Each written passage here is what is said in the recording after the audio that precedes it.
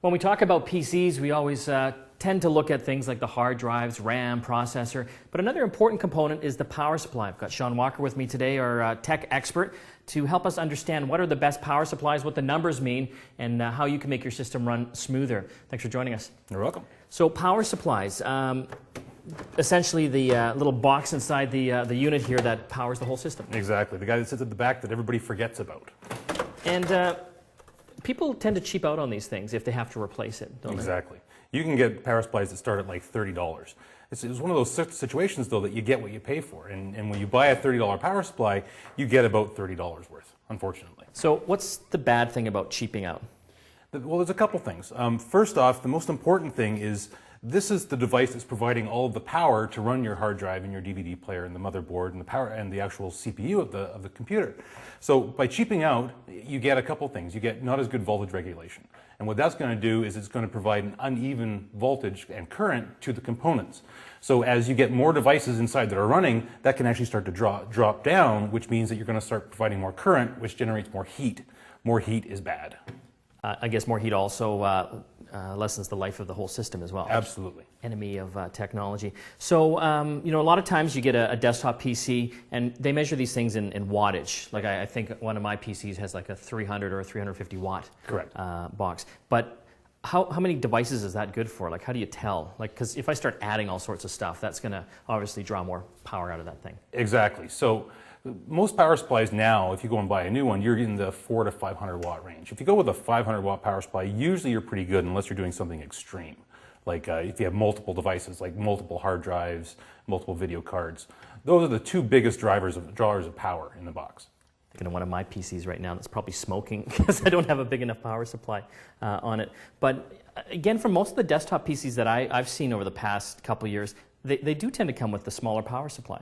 Right. But that's a function of cost, right? So they'll go with the smallest that they can get away with for the device when it leaves the factory, right? So as you start adding stuff into it, you could be getting out of the rating of that power supply.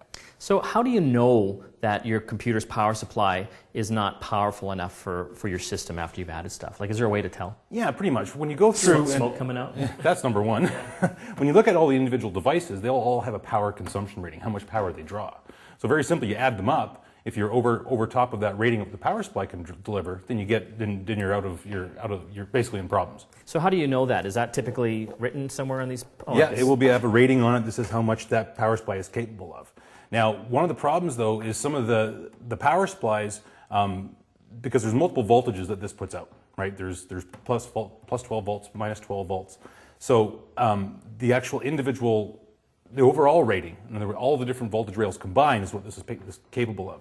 But more and more devices are using on one particular rail, the 12-volt rail, and what that does is you got to make sure that one component, or that one voltage rail is capable of providing enough power for all the devices.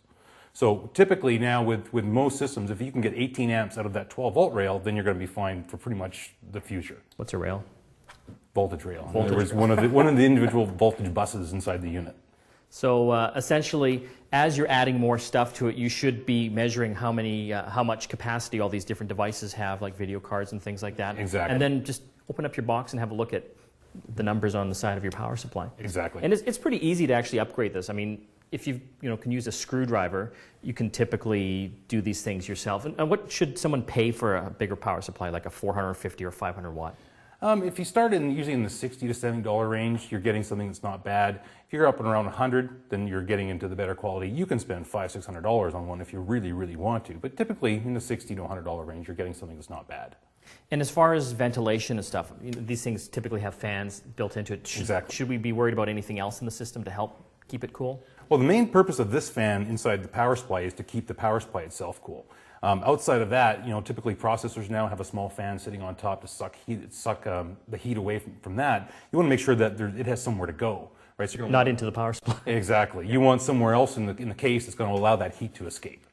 Very good. Well, thanks for giving us all these tips. You're welcome. Sean Walker, our tech expert, and make sure that you keep an eye on all the devices you're sticking into your computer and that your power supply can handle it all.